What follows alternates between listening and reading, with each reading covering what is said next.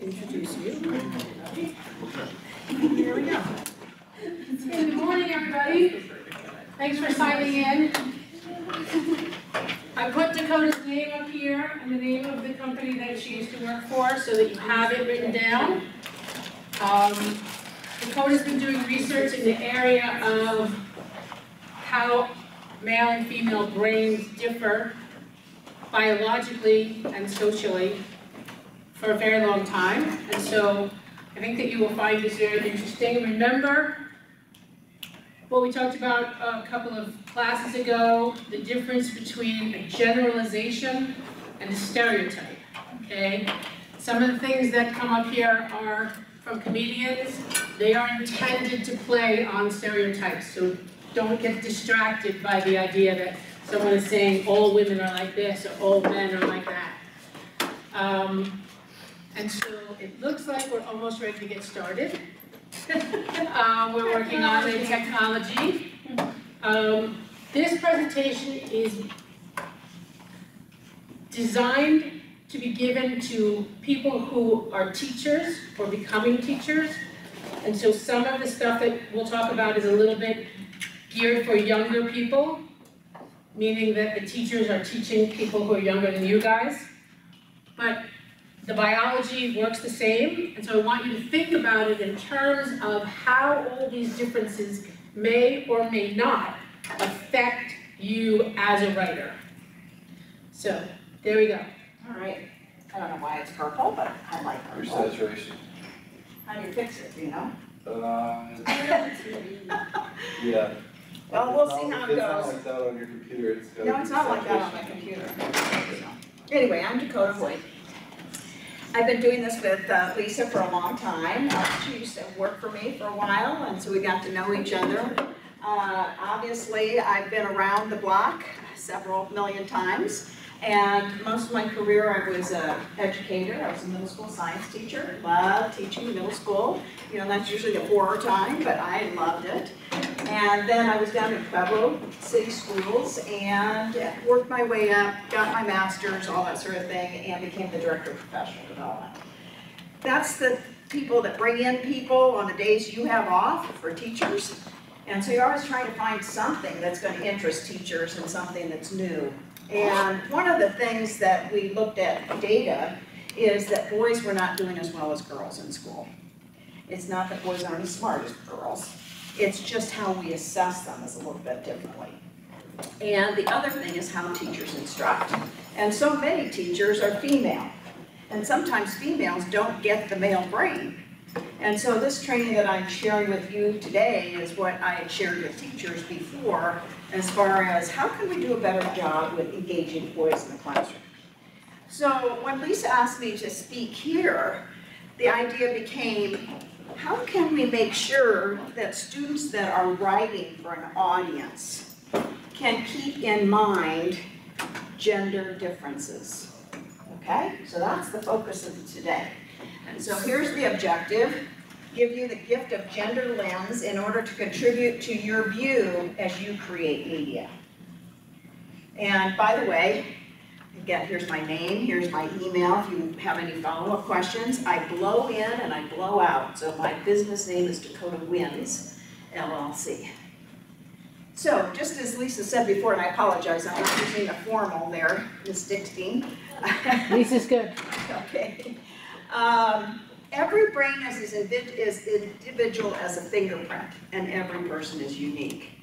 So I'm going to be generalizing, and I don't want to, again, as Lisa said, think about this as stereotyping. Most of what I say applies to 80% of males and applies to 80% of females. So that leaves 20% that are not the norm. They're individuals. And so, again, think of me as generalizing, not stereotyping. So one of the things you hear right now is about hypermasculinity. And that's the whole thing about men have to be men and they have to be tough and they can't cry and they can't show emotion and all that sort of thing. Well, what happens is there's been a boy crisis going on for a long time. This was the cover of Newsweek in 2006, and we're now 2019. And the idea is that we think boys and men do great because they own most of the things in the world, they have most of the money in the world, they get a better pay grade than girls do. So why is there a boy crisis? I don't know. This is really off, this color. I'm sorry I don't know how to fix it. So I'm going to just try a different display setting here because I want to show you a video.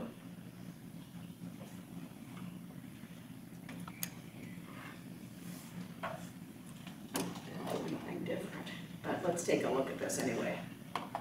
Zoom. We'll get the videos and link them up separately so you can watch them. Now, again, I apologize, HDMI should be having sound with this. All you have to do is read this. Make sure I don't have my sound on.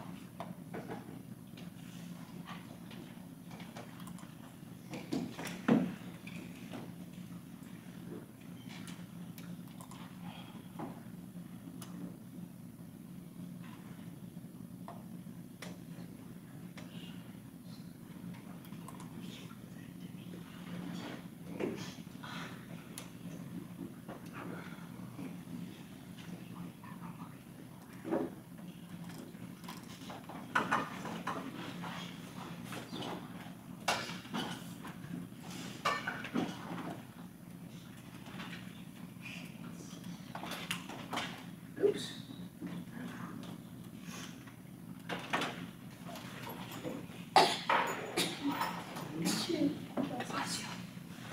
I'll see if I can play it. I can't find the volume on here.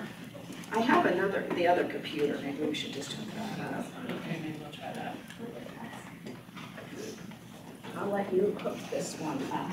Okay. Wow, okay. Just put it on the side. Yep. But then we have to put this together. It should work. Let's see. So what that video says, and by the way, I'd have you write this down right now. It just put boys in crisis, write it down. Boys in crisis, Gurian. Go to YouTube and watch it, okay, because it's on there. And I'll send them all the links Okay. separately so they don't have to watch them in purple. So I just want you to show you here, what starts in preschool to make this mindset different for boys and girls? In reading, they do assessments on preschool kids that are 4 years old. And one of the things that they do, and teachers, of course, kids can't read, so teachers have to interpret what's going on. Reading shows appreciation for books, shows interest in letters and words, and comprehends and responds to stories read aloud. Who do you think does better at that? Boys or girls? Girls. Girls. If you've ever tried to sit down and read to a 4-year-old boy, what do they want to be doing? Playing, running around, playing with toys. But usually a 4-year-old girl will sit next to you, cuddle, all that sort of thing. So they're being much more put into words into their heads. Self-control, follows simple classroom rules and routines with guidance. Begins to use classroom materials carefully. Manages transitions. Again, you'll find girls will do that better than boys will at 4 years old. So what happens? The teacher calls the parent and says, you know what? We may be having a problem here because the boys just aren't doing as well as the girls. There's that. This is, maybe some of you took a PISA test. It's a test that's given to all 15-year-olds in the whole world. This is literacy, this is math, and this is science. The red part is girls. Girls do better in literacy tests, and how are most of you assessed in high school if it isn't in literacy tests that you have to read and write? Girls do better everywhere in the world, and I'm going to show you why that happens.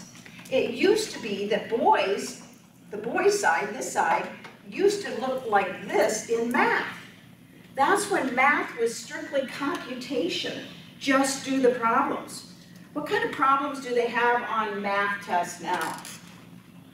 Word problem. Word problems. So actually you're doing reading when you're trying to assess math. And so consequently we have an issue with that, in that now we're not just assessing math, we're assessing reading. And not only read the problems, you have to explain how you got your answer. So in a lot of cases, the boys, the teacher will say, well, what's the answer to this problem? I know. And they give the answer and it's right. And the teacher says, how did you get that? And the boy says, I don't know. I just knew it. Because boys have a different kind of a brain than girls do because of testosterone. And nobody seems to ever talk about this. I'm sure this is maybe the first time you're sort of hearing about this. And it's huge in education because we need to learn how to assess differently. We need to learn how to test differently and how to instruct differently. So it starts in utero. All right, are you finding that sound? Okay. All right, so it starts in utero. And there's a video that I'm going to come back and show you about testosterone. That's there. Well, maybe we can show the video on this. Yeah. And use the. But I have to have sound. And use the sound from this. No. Because we don't have external speakers.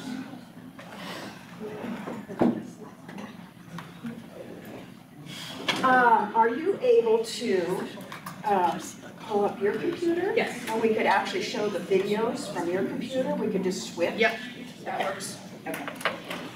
Okay, we like to make your lives as interesting and complicated as we possibly can. So I hope we're succeeding today. You're going to experience this because I have the old technology in an old computer. I brought a new computer which is HDMI, which usually is connected to sound and doesn't give us this color. I don't know what's going on.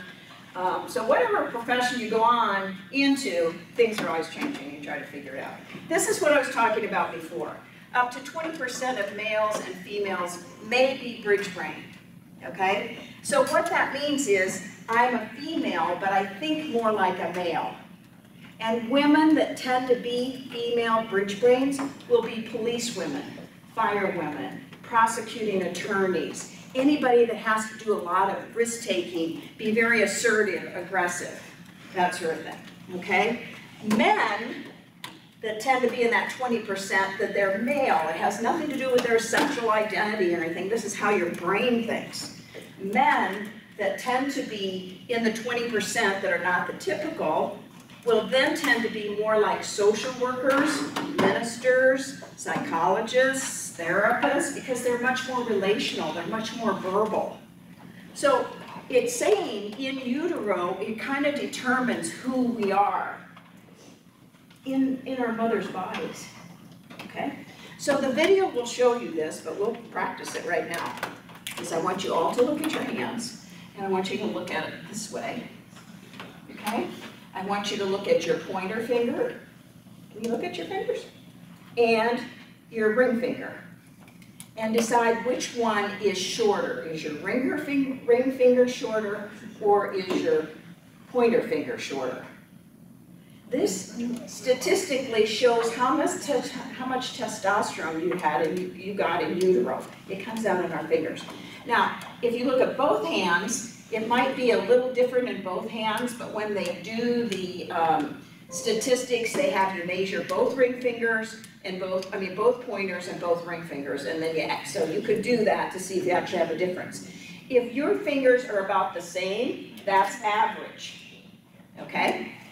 If your ring finger is longer, whether you're a boy or a girl, that means you received more testosterone in utero, okay? More testosterone in utero. So if you're a girl and your ring finger is longer, you might be very competitive. You maybe play sports in school. Even if you're in theater, you want to have the best part. You know, you're very competitive about that. My ring finger is shorter, which means that I received less testosterone than the average girl in the world, and that makes me much less competitive. So there was a time when I went into sales, and I tried to make a difference in the sales world. I just couldn't be competitive. Oh, you don't want anything today? Okay, bye. You know, can I clean your shelves for you? What can I do? Because what this means when you're less competitive is you're more of a service person. You want to, you know, be a social worker. You want to be a nurse. You want to be something that's going to be more in the service realm. If boys' ring fingers here are shorter, which I teach a lot of teachers, and in the teaching world, a lot of men will have a shorter ring finger if they are English teachers. Because you see, again, it's much more verbal. It's much more relational, that sort of thing. So there's no good or bad to it. It's just something that might be figured in utero. All right, well, as soon as this decides that it wants to turn itself back on, we'll be in good shape. All right, so while we're doing that, I'm going to have you break into little groups. Okay, so, I don't know, you can turn around. You can make a group back there, groups of 3s or 4s. I want you to talk about quickly, have you heard of any of this before? And when you're thinking about writing, like if you were to write for Hunter's Magazine, would you write differently than if you were going to write for Mademoiselle Magazine?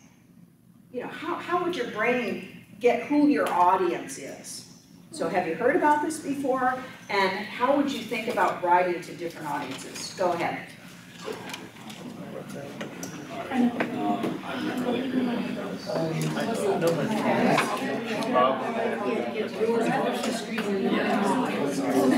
Got it plugged in.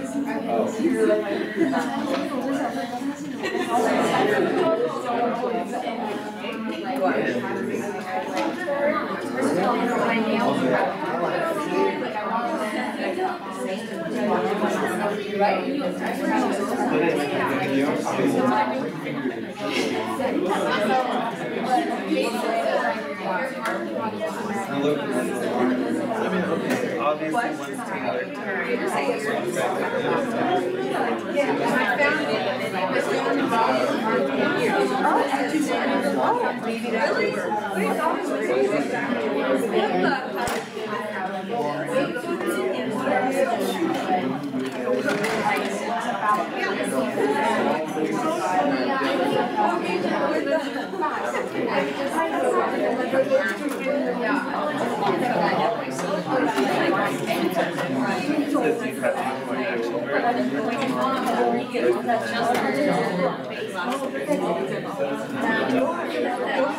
I wish you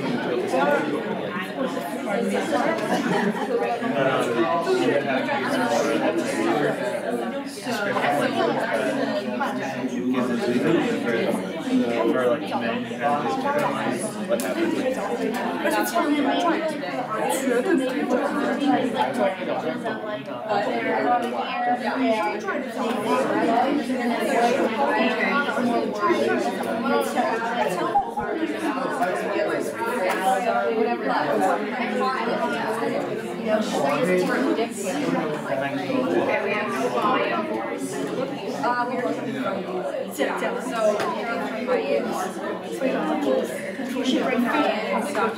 but the ways in which they use the contrast. I'm trying to.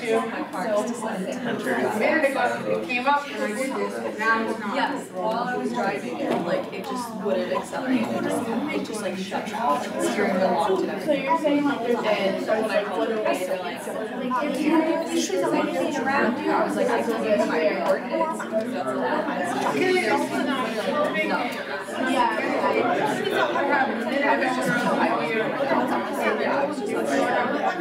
Right? Yeah.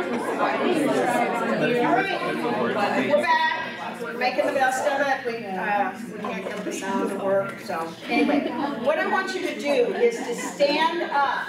If this is the first time you're hearing about these differences in utero with testosterone and men and women, stand up if this is the first time you're hearing about it. Okay.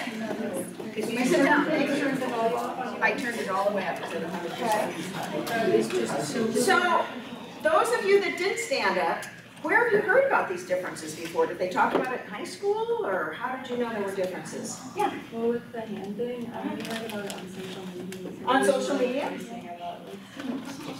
Okay, great. Who else? had heard about some of this before. Yeah, So I've taken gender studies courses here at Golden High School, and then communication diversities, those concepts are also brought up, like. great.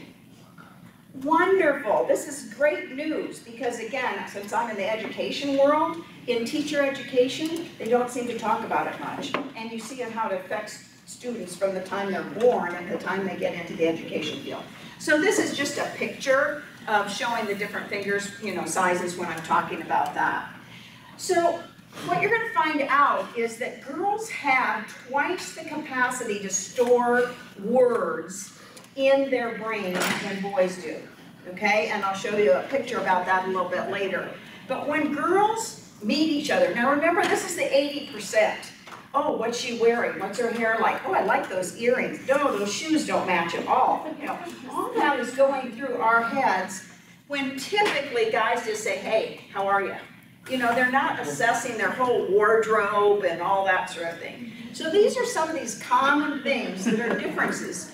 So when you're thinking about writing, and you're writing to a male audience, particularly a whole male audience, get to the point, okay? With girls, or in Mademoiselle or whatever, they're gonna talk about colors and textures and give you much more information about the sensory pieces that happen. So here's an example, again, the mission is to go to the Gap and buy a pair of pants. Okay, the male is blue, the female is red. This is the generalization. 80% will do this of females, and 80% of males will do it. I'm sure there's some guys in here that love to shop. And I'm sure there's some girls in here that I'm going to the Gap, get the pants, and I'm out of here.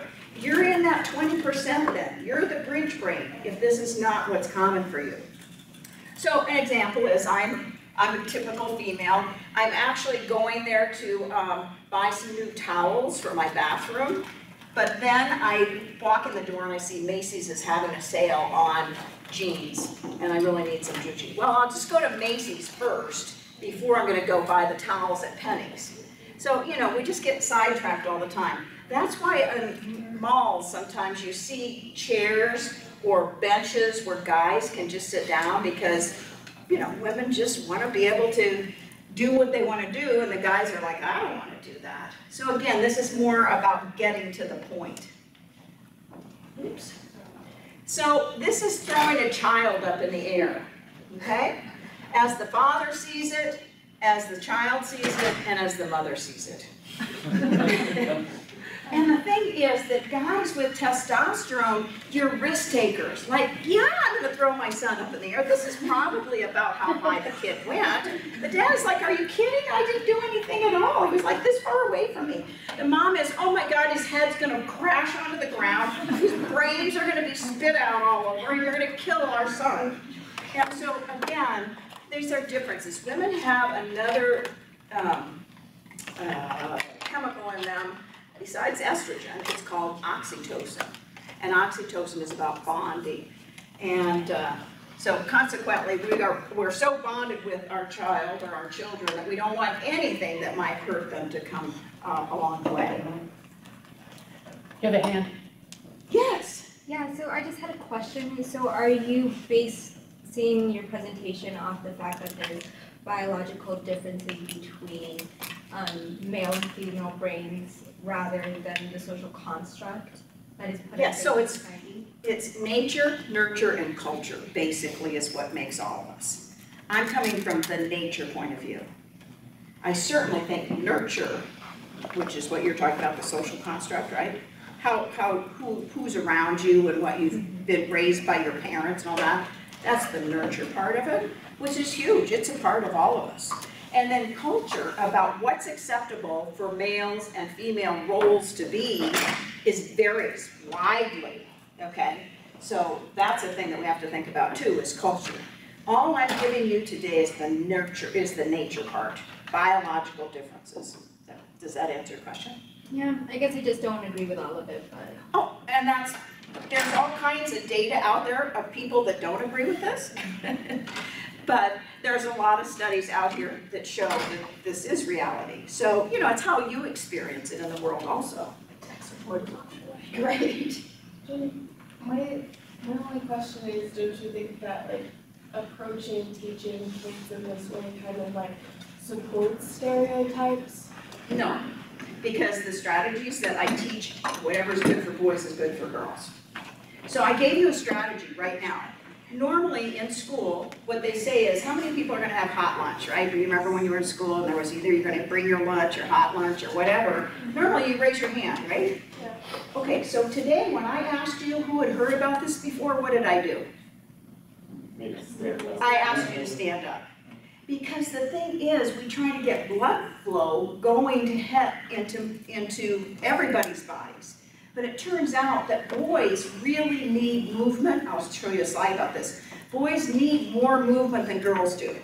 Okay, so if a boy gets bored in a class, a lot of times, well, I just should have asked this first. Who tends to lean back in their chairs, you know, in classrooms? Boys do than girls. There's studies about it.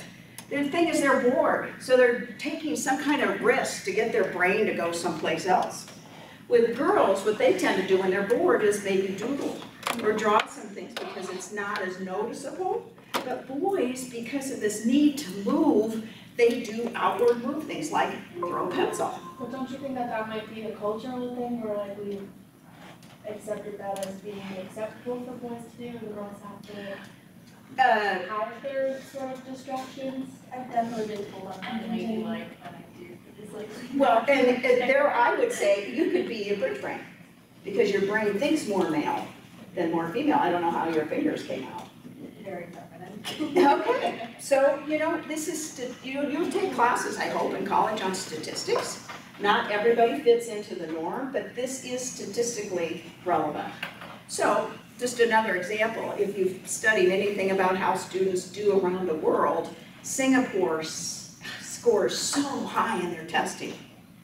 I actually was invited to go to Singapore to talk about how can we help boys do better because they're lower on all the tests than girls. So again, it's not, that I would say is a whole different culture than the US, but they have the same issues there because we're so much about sit and get, sit and get. I'm getting off a lot about teaching. I really want you to think about how are you going to use this in your journalism. I so appreciate the questions. And what I'm saying is for you as a college student to do more research on. See what other people are saying. Go to this is a person, Michael Gurian, and you can see, you know, look at his website and see what he says. And Dr. Michael Thompson is another one that talks about boys. Just Google boy crisis and see, you know, what you think. I'm not advocating how you choose to live your life. That's up to you. I'm just giving you a broader aspect of what's going on in the world. I think it's important also to remember that the focus of this presentation is biology, but that doesn't mean that the other parts are not also important. Right, We equally. could bring in a speaker who would talk about the culture side and about the things that we tell little boys and little girls about what's appropriate and what's not appropriate. Those are outside of biology. So for the purpose of today, we're mostly looking at the biology part because that's what, it's a lot easier to research in some instances, to research how much testosterone there is, how much this, how much that. It's a different kind of research than the Gurian Institute does when you look into the sociological sides. But I don't want anybody to think that either I or Dakota or anybody else is saying they don't matter. They absolutely do, and you're right. Sometimes they seem to matter more because what happens to us in our families, in our societies, really affects the way we behave. If you, I see you, I promise, I'll get to you in a second. If you, for example, 20 years ago, in America, in the big cities, even, if you were gay, you probably didn't tell a lot of people. Things have changed a bit sociologically in America, in some parts of America, but not all parts, and certainly not everywhere in the world. So that's something biological. You are born with the sexual identity that you have, and then society tells you how or whether you can express that publicly, safely. And so there's a huge connection between them, but today we're just focusing mostly on biology, but I didn't want people to think we're doing it because the other parts aren't important, just because we can't cover everything all at once. And you had a question. I was gonna make a comment. I think the biological aspect is really important because the other day, Brendan and I had to go to an elementary school, like we went to different elementary schools, but we had to like volunteer for a day and teach. And I think it was like, I've never really seen a difference because like growing up, you don't really look at the differences around you, but when I was like helping to teach these students, I noticed a big difference, particularly in a classroom setting with boys and girls, and so I do agree with it, just because I think, like you said, boys need a lot of movement, and I was noticing while I was teaching, like this is purely observation, but a lot of the boys would have to be moving and get up, and they would be the ones walking around all the time, whereas I noticed the girls tended to stay pretty quiet and like together, and so I think there is a difference, and I think it's really important to look at it like educationally. Yeah. That's why you're in school here. You're here to hear different points of view, whether you agree with them or not. It's just like, that's what we're here presenting. So the video that you're gonna get a link to, you maybe have seen on social media. Again, all this stuff is on YouTube. It's called It's Not About the Nail. Has anybody in here seen It's Not About the Nail? Yay! It's hilarious. Okay, we've got, help is here. Okay. So I have HDMI plugged in. We don't seem to have any sound, and I got this weird color business going on. Okay, so you're not using the HDMI cable that's... No, because I don't have a connector. My cord is a micro USB? Yeah. Ooh, I might have one of those. Well, I have it. It's plugged in. That's what's Oh, no, connected. an adapter to go micro USB to Oh, HDMI or VGA. okay. Okay. So anyway, what can you tell us about It's Not About the Nail? True story.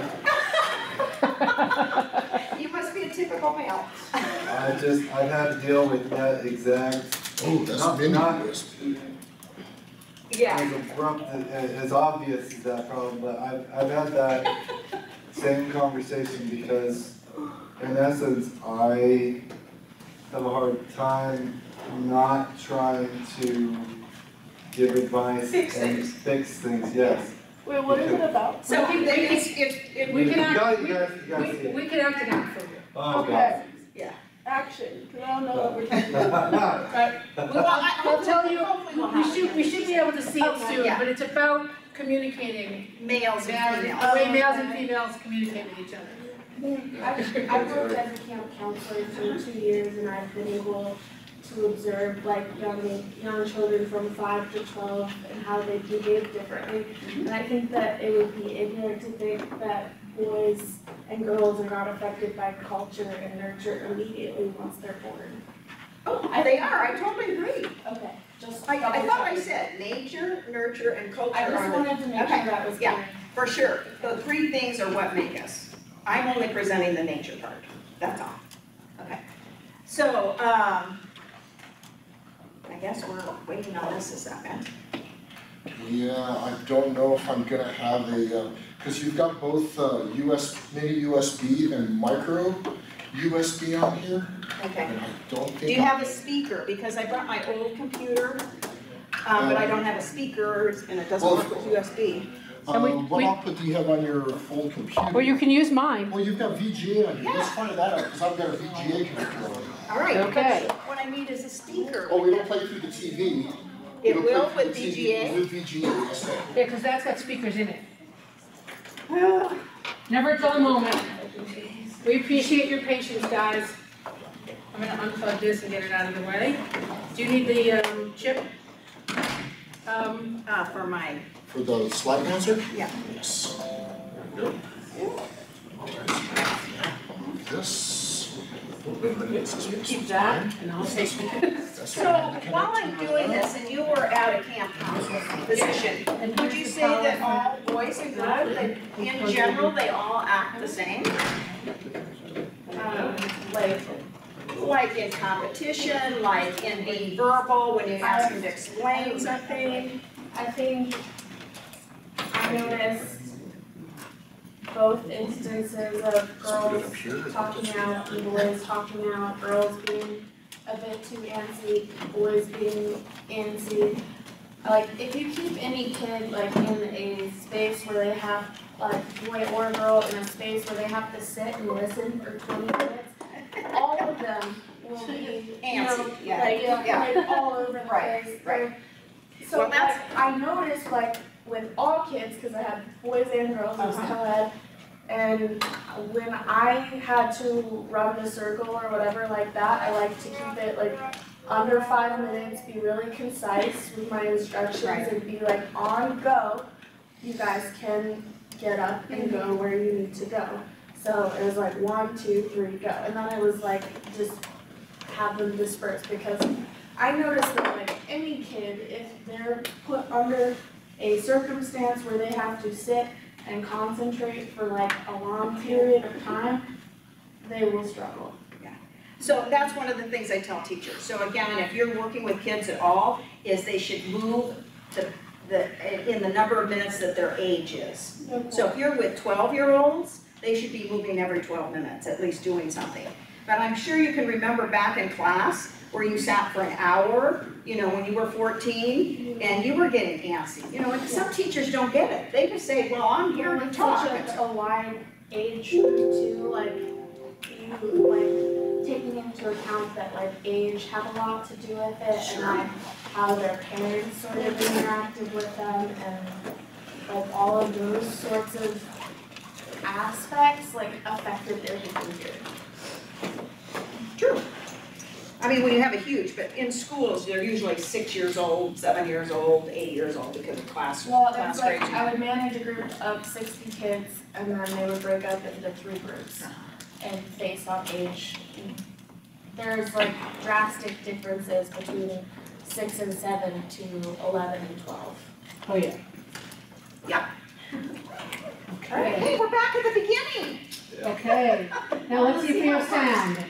Okay, so, Isn't this a lovely presentation, everybody? I'm gonna skip that one because we're out of time, so here we go. This is about the fingers, Okay. should be. Yeah, we should probably go straight to the There nails. we There we go. go. Thank you. Where do we need to return that, or do we leave it here? No, everything in this room stays here, so Okay, you're all good. thank you. Testosterone has a reputation. A bad reputation. Oh, yeah, sure, we're back like that. Complete idiot. It is often associated with violence, rape, and aggression.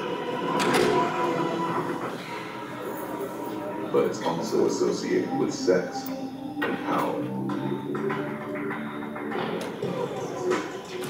The amount of testosterone in your body may be equivalent to a pinch of sugar in an Olympic swimming pool, and it has these profound effects. To understand how it works in humans, scientists are looking at the beginning of life. When human life begins, all fetuses look female. Both males and females are exposed to testosterone in the womb. Boys produce significantly more. Levels peak at around 4 months. The amount of testosterone that male and female fetuses are exposed to at this critical point affects how the body and brain are built. Less testosterone can result in better verbal skills. More testosterone can lead to better visual spatial skills, like this mental rotation test and parallel parking. The amount of testosterone that an individual was exposed to in utero can be gauged in some surprising ways. According to some studies, it shows up in the hands. Specifically, the relationship in length between the pointer and ring fingers. It's called the 2D/4D ratio.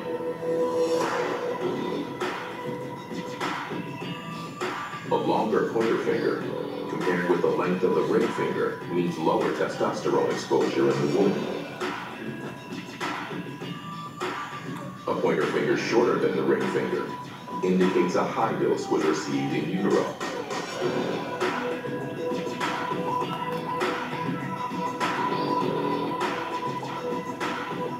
longer ring finger has been correlated with high sperm count, assertiveness in women, and athletic ability. If a glance at someone's hand can reveal mental ability, personality traits, or athletic skill, could this prejudice a potential employer, opponent, or mate? Could such a simple method be reliable? 2D4D research is controversial, but it does appear that testosterone is determining a lot about who we are before we are even born.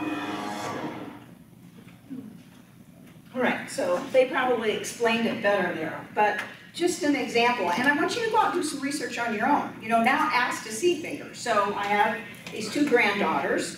One's 2 years older than the other. The first granddaughter, her fingers are about exactly the same. The second granddaughter, her ring finger is longer than her pointer.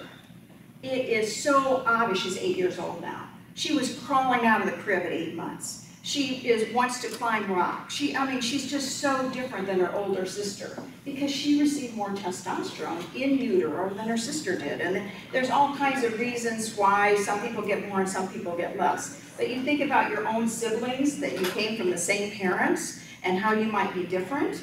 You might now check your fingers to see, well, maybe one of us got a little more testosterone in utero than the other person did. So again, there is biology to this, and just because your ring finger and pointer don't correlate with this, statistically this is true. It's statistically significant.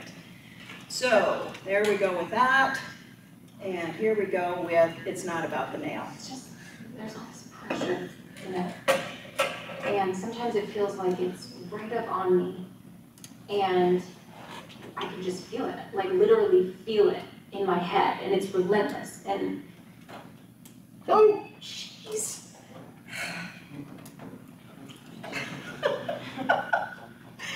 What else can happen here? Okay. It's just, there's all this pressure. Okay, don't move. And sometimes it feels like it's right up on me, and I can just feel it, like literally feel it in my head, and it's relentless, and I don't know if it's gonna stop. I mean, that's the thing that scares me most, is that I don't know if it's ever gonna stop. Yeah. You do have a nail in your head. I mean, it's not about the nail. Are you sure? Because, I mean, I'll bet if we got that out of there. Stop trying to fix it. No, I'm not trying to fix it. I'm just pointing out that maybe the nail is causing. You always do this. You always try to fix things when what I really need is for you to just listen. See, I don't think that is what you need. I think what you need is to get the nail See, out. you're not even listening now. Okay, fine. I will listen. Fine. It's just, sometimes it's like, there's this achy, I don't know what it is. And I'm not sleeping very well at all. And all my sweaters are snagged. I mean, all of them. That sounds really hard. It is. Ow! Oh, come on. If you would just Don't. try to see things my way. Do I have to keep on walking till I can't no more? So as I show you some more stuff about what's happening inside of our brains, there's reasons why women are more verbal than men. There are reasons why women want to be listened to and not just have things fixed all the time. However, thank goodness we have men that have brains that want to fix things because they're so useful in so many situations. But in some cases for relationships, this can be difficult. And so in the brain, this is how all brains started. I don't know if you knew this or not, but they all start out female. And then what happens in about 5 to 8 weeks in utero, the mother puts testosterone into the fetus. And in some cases she puts more, and in some cases she puts the average amount, in some cases she puts less.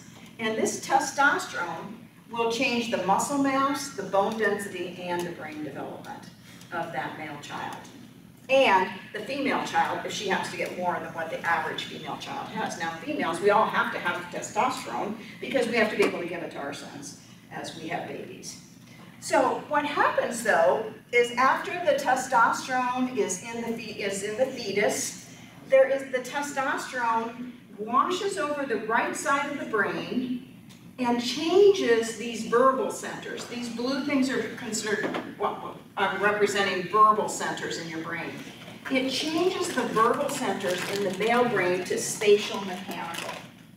That's why men generally can park parallel easier than females can. That's why if I said, how tall is this ceiling?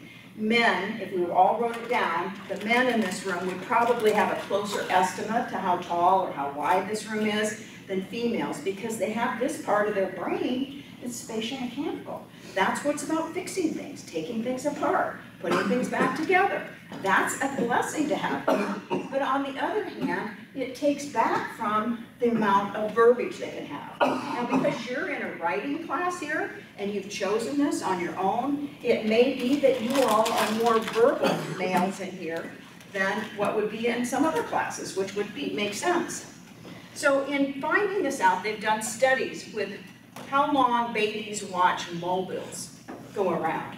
Boys will watch it much longer than girls will, because boys like to watch things moving through space. That's why sports almost always has something moving through space through it. Again, girls are totally involved in sports, but more so, boys are throwing up in the air, or they might even have in their own body going through space, like with swimming or running or that sort of thing. The other thing is, think about video games. Who tends to be more engaged in video games? Generally, 80% more boys than girls. Number one, you get to try it over and over again. Number two, you don't have to talk. And number three, you're actually trying to capture something, whatever that is. And so there's all about competition there. Now, in the world of gaming, there are games that are designed to be more inclusive of women and how they relate to one another. So it is a bigger aspect of that. So when the boys are upset, men are upset, women are upset, they respond differently generally. So this is being upset. And what happens with men and boys generally is it goes down, that upsetness goes down into their spinal cord. There's much more blood flow that goes, and they want to knock something, push something, tip the table over. I was doing some teaching with a colleague that was a male, and we hadn't been paid. It was upsetting that we hadn't been paid. And he out loud said to the three other women who were with him, I just want to hit something. Because he's just mad about it, and that's how they want to do it. And again, in classrooms, that's what you'll see a lot of times, is boys will act out physically. With girls, what it does is go to the verbal center. They'll start calling names, not that they won't fight, girls fight too, but they'll start calling names, they'll call their friends right away, you know what happened, this blah, blah, blah, blah. So we tend to go to our verbal centers. Boys tend to be more physical because there's more blood flow when they're upset that goes to the spinal cord. So here's the girl's brain. We have verbal centers still on both sides. We got some testosterone, so we have some spatial mechanical also, but probably not as much as boys. So by kindergarten, girls generally have a larger capacity than boys, about 3 to 1. This translates to your level, and again, do the research. If they're the typical male-female, women tend to speak about 20,000 words a day. Men tend to speak about 7,000 words a day. So when I ask my husband, you know, like, what'd you do today? Nothing. You know, oh, did you see so-and-so at the store and their daughter's getting married? What did they say about the wedding? Not coming? I didn't ask. You know, they just don't engage in that verbal sort of thing the same as women do. But it's to get to the point. So here's an example of in writing, and again, you all might, males in here might be the exceptions. What color is it? With girls, they might say it's fuchsia, or it's watermelon, or it's, you know, some color on this spectrum, where boys will tend to say it's red, black, blue, green, or brown. That's what it is, you know? And so in teaching, again, what we want to do is we want to expose all boys and girls to lots of words that have to do with how to describe something. And again, in writing, you're going to be doing a lot about description. These are the things that tend to come with testosterone. Okay? And it's different for girls. They don't tend to have all of these characteristics. They have some of them, but probably not at the same level as boys. So again, I just look for things that are going on in the world, and this happens to be an advertisement that you may or may not have seen on television. I'm going first. No, you're not. You went first last time. What are those lines on my floor? A distance contest. I already made it from this one. For life's reachable moments. Did you notice how many girls, when they got it, went, oh, that's gross? And the boys were like, yeah! Yeah, you know, we love to have competition. So the way that boys tend to say that they care about one another is different than girls. It involves physical interaction, tough talk, competitive games, aggressive and nonverbal gestures. And so when you think back into school again, when boys, let's say first grade boys, want to have fun and show each other they care, they want to rough and tumble, they want to get down on the ground and roll around and all that sort of thing. Or if you think of sports, when they're excited about when they score, they knock into each other, they slap each other on the butt, they do these kinds of things. That's how they show they care for one another. So that's kind of called empathy too. So as a teacher, when I'm trying to evaluate, does that boy show empathy? Well, in school they can't do any of that stuff. You know, so you say, oh, that boy's not very empathetic. Well, really, he is empathetic. We just don't let them show how they do that. So, here's another example that if you can tell me any place else in the world that girls would tend to do something like this story, I'd be surprised, because I think that this is that generalization again. This is a book that's called Up to No Good, The Rascally Things Boys Do is Told by Perfectly Decent Grown Men. We were 13 or so, and my friends and I had this game. We'd go down to the basement where it was completely dark, and each of us would find a hiding place. Then, some would start the game by turning out the lights, and we'd try to hit each other with darts. You'd think you heard someone make a noise, and you'd come out of your hiding place throwing darts, but cringing because you were fair game too. There would be complete silence, and then you'd hear someone yell, ow! One time we turned on the light, and a guy had a dart dangling just below his cheek, and after that, we wore goggles. It's not that they wanted to stop doing that, they still wanted to have all that fun. But trying to find how girls get together is we have sleepovers. We get together and we talk with one another. We don't usually go down into basements and throw darts at one another. And the other place where you can look at some research about this is just watch America's Funniest Videos. Notice how many girls are being shown on that, and notice how many boys are showing on that, because it's about risk-taking. It's about trying crazy things. That's what's wonderful about boys. That's what we love about boys. And so consequently, in schools, I have to encourage teachers to try to let boys take more risks and be more like boys instead of, no, that's not okay. Men, boys in here, you might have found that pecking order is very important, but it's who's at the top and who's at the bottom. It's very competitive. Who can hit the most home runs? Who can score the most baskets? Who can win chess the most? Who can play the oboe the best? It's all about that competition, but with girls, that pecking order is different.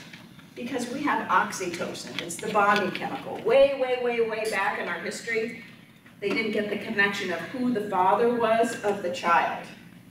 Babies just came, and they were raised by a whole group of people. And so consequently, mothers have oxytocin to nurture their babies. Fathers have oxytocin also, but not to the level of what females have. Women have testosterone, but not to the level that men have.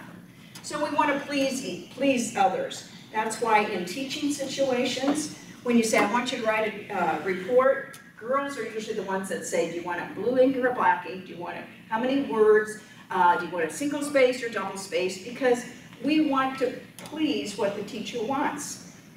Being a science teacher, I have out stuff to do dissection. Of course, I have to talk about safety. I have to talk about the lab write-up. Meanwhile, I already have boys poking something, more so than girls, because they just want to get to it. They don't want to listen to all that other that has to go on. So for girls, the pecking order is who's in and who's out. And this can be devastating in relationships between girls when they're left out and girls tend to be friends. So if something is upsetting to them, they tend to have friends that they go to and they talk to about it. When boys are upset, a lot of times they might do something like go shoot baskets. They do something that might be more individual than counting on a friend to do it. So empathy nurturance is understanding how someone else is feeling and really identifying with what that person's is. And so again, we tend to think that girls are much more empathetic than boys, but we know boys are empathetic. They just show it in a different way. So this last video is, again, you're going to get links to all these videos, but this is at a marriage counseling seminar, and this person is kind of summing up a lot of the things that I talked about today. And if you found that any of these things were interesting and you want to share these with others, you'll have this video to be able to help you with that. We're going to start discussing men's brains, women's brains, and how they're very different from each other. Now, I want to start with men's brains. All right, now men's brains are very unique. Men's brains are made up of little boxes. And we have a box for everything. We've got a box for the car. We've got a box for the money. We've got a box for the job. We've got a box for you. We've got a box for the kids. We've got a box for your mother somewhere in the basement. We got boxes everywhere. And the rule is, the boxes don't touch.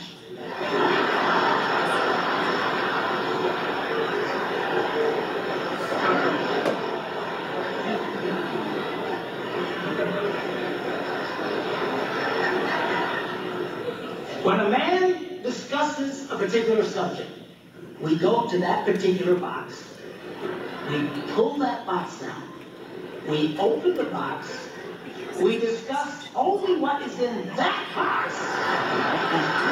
All right? Because I'm going to highlight these things, so I'm going to give them a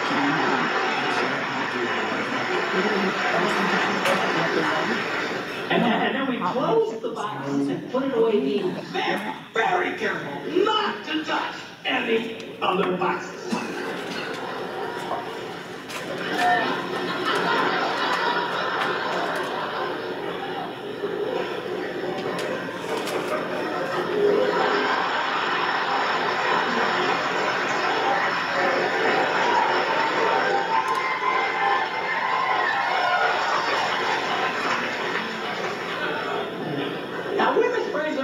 Different from men's brains.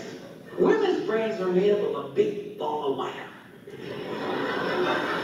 And everything is connected to everything.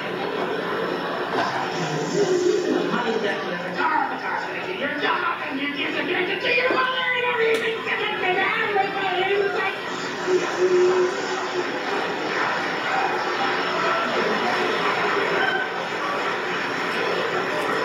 It's like the internet superhighway. Okay? And it's all driven by energy that we call emotion. It's one of the reasons why women tend to remember everything.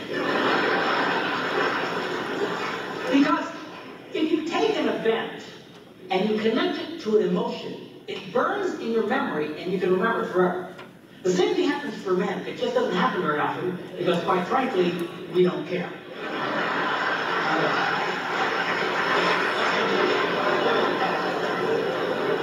Women tend to care about everything. And she just loves it.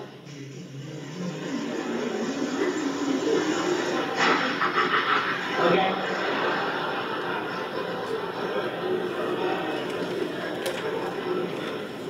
Now, men, we have a box in our brain that most women are not aware of.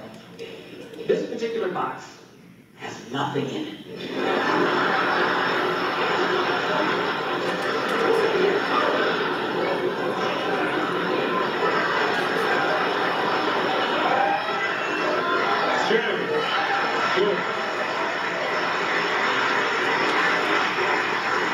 In fact, we call it the nothing box.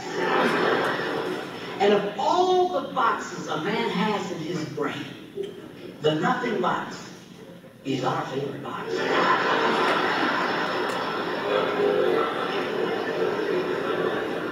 If a man has a chance, he'll in his nothing box every time.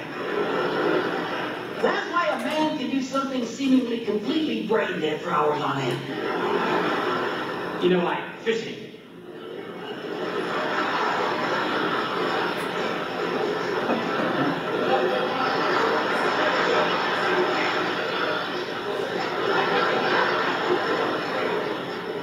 Now, they've actually measured this. The University of Pennsylvania a couple of years ago did a study and discovered that men have the ability to think about absolutely nothing and still breathe.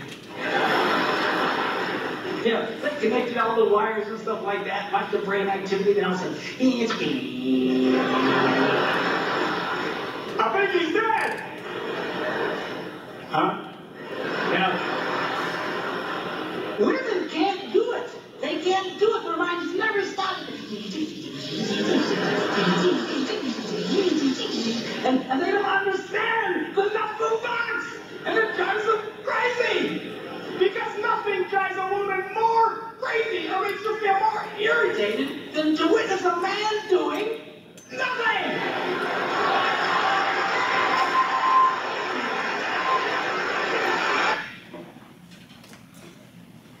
So again, that's a lot of generalization. A lot of people are different from this, but a lot of people are like this. And an example from my own experience is that we lived in Colorado Springs. It's dry down there, and so my husband would come home from work, get a beer, go out, get the hose, stand in one place, drink his beer, do this with the hose, the sprinkler. You know, and I watch him do this time after time after time, and I'm like, what are you doing? We have a sprinkler you can put on the ground. Why don't you put the hose to the sprinkler and then you could be doing something else?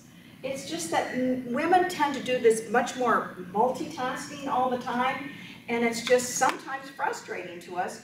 When he was in his rest state, that's the nothing box, he was in his rest state. He was debriefing from being at work. He was enjoying his beer.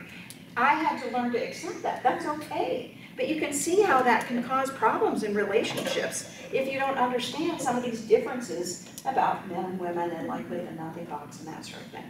So, I hope that you'll now at least consider, if you're writing for a specific audience, which is gender-based, you might think about something about that, how you will communicate personally and professionally, now understanding that there are some differences between us and some general ahas. So we're going to have a little discussion now, and then I'd like to hear some feedback from you. So I'm going to just divide, we're just going to put you in groups of 3 or so, because that's a good number. So you can self-select your groups momentarily. I want you to just think about everything you just heard, everything you already knew before you walked in the door today, and how they come together. For some of you, they come together like crashing bulls. You know, I noticed there was a lot of people going, but wait, and that's great. That means you're thinking, it means you're paying attention, it's awesome. I just don't want you to let the thoughts you came in with keep you from hearing new stuff. Because, I mean, that's why we're in school, right? That's what we do. We learn new stuff, and we integrate it into the whole stuff. So we talked at the beginning of the classroom about how many of you had ever even heard of the biology side of this. I mean, obviously, you are all aware of biology. You didn't make it to your early 20s without understanding something about the difference between males and females. So I want you to divide yourself up into groups of 3 and think about what you think about what you heard today. How you think it might affect you as a writer, or just as a person. Every time we learn something new, we integrate it into the stuff that we already know, and it has an effect on us more than just the effect that it needs to have for a particular class, we hope. Since there are no tests in this class, the way that I get whether you get it is by listening to you guys talk in class and by reading what you write about what you learned in class. So split yourselves up into groups of 3-ish and spend a little time just talking about what we just said. And then I'm going to ask for some feedback because I want to hear it. So we've got about 5 minutes to do this. So pick somebody who's going to speak for you. Go.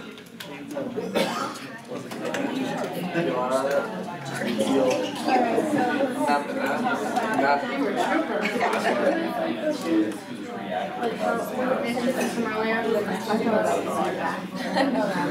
what do you guys think about?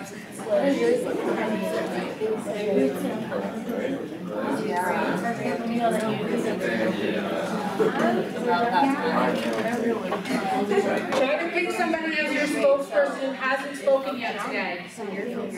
His ring finger's longer, so he was seeing more testosterone in utero than the average.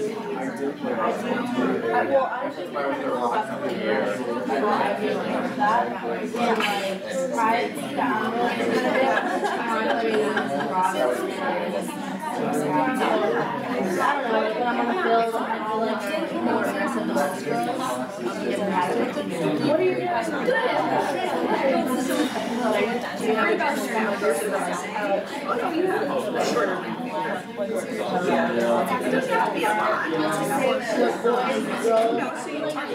I don't know. I'm probably not going to be a firefighter. It's not in your choice. So I was like, so I guess it just depends. What about you? These are about exactly the same. That's the average. That's the norm. Yeah.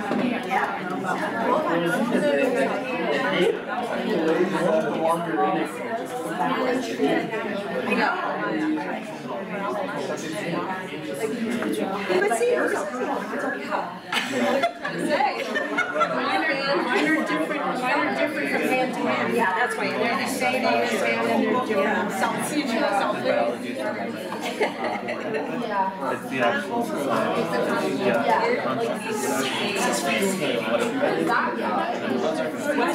What you need to do to get into this difference is you would measure both rings together. Average. Just because I'm like, I So want what this does that mean? Influence that would be on how you might just because or you might talk to somebody tonight, what you learn, is anything like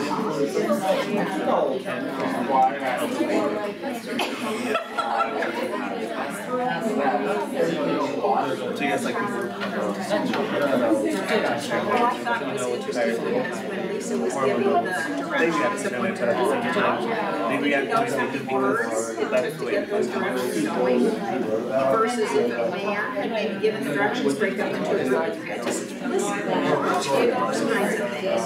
Because as female teachers, that's the one thing that I say to the teachers, female teachers talking so much, and just let the kids do it. Which is fine, I guess. Actually, some people Everyone speaks, what did you say, 20,000? I speak 70,000. Well, you're a writer, you know. I never, when my son was born, he looked exactly the same. What did you say, like, It was the joke of make sure well, no, because on one of them, her she gets bigger than her ring, and then on the other one, her ring is bigger. He was speaking full sentences. Your voice very. Have you looked at his fingers? I'm going to. You forget. Oh, but he's an engineer.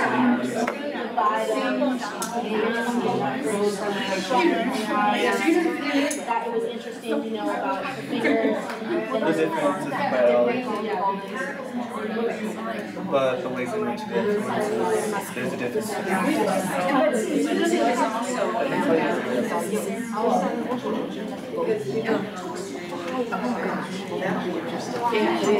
Alright guys, we only have a few more minutes, so let's hear back from you guys. Let's start with that group in the back corner.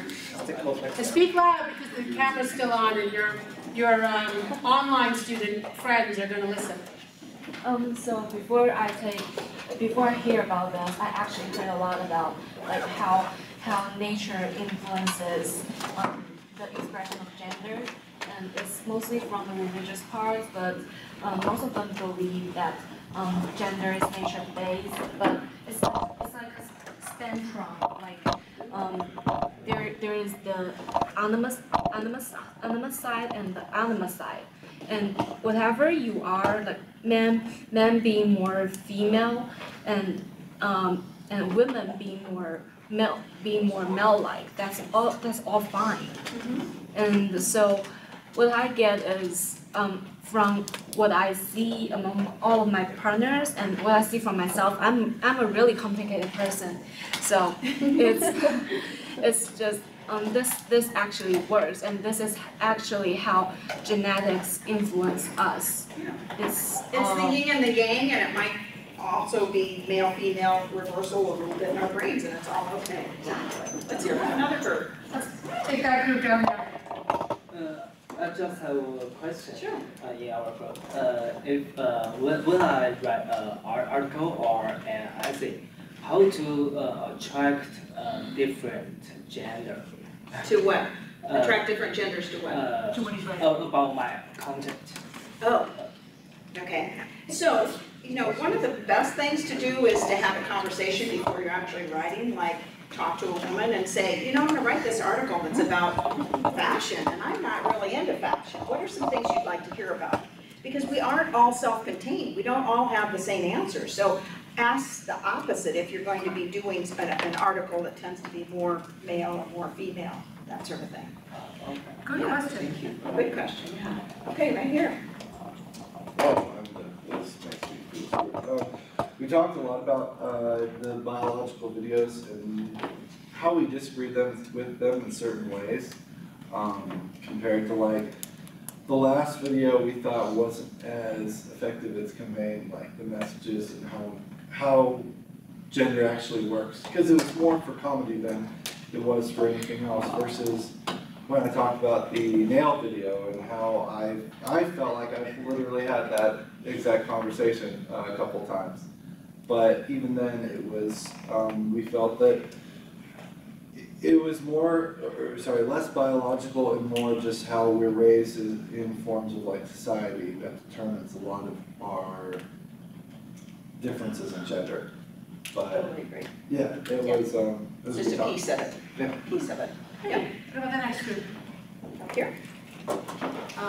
So we agreed that, so we also talked about the comedy video, but like viewed it more as like a generalization, so people that we kind of looked at the, you know, like how he kind of separated it into, you know, a more masculine brain versus a more feminine brain, and we think that, you know, like with interactions between the two, like they can really benefit each other, because there are benefits to being able to compartmentalize, and there are benefits to connection and to thinking in, you know, ways that maybe can challenge a brain that compartmentalizes and connect certain boxes and things like that. So overall, we do kind of believe it's a spectrum, because we experience people, you know, like men that are more feminine and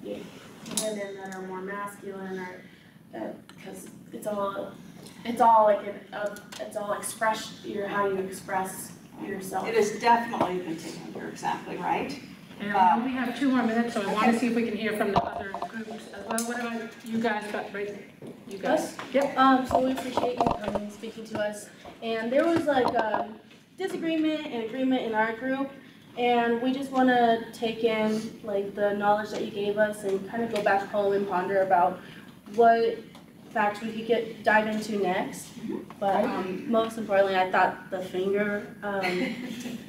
First of all, did you all think that everybody's fingers just look like your fingers? Yeah. And all of a sudden, wow, yeah, different fingers here. Yeah. Thank you. What about this group up here? We also found the finger thing intriguing and kind of want to inquire about it with other people. I don't know. It raised some curiosity. We see people all over campus today looking at each other's hands. Thank you, everybody. I'm sorry for all the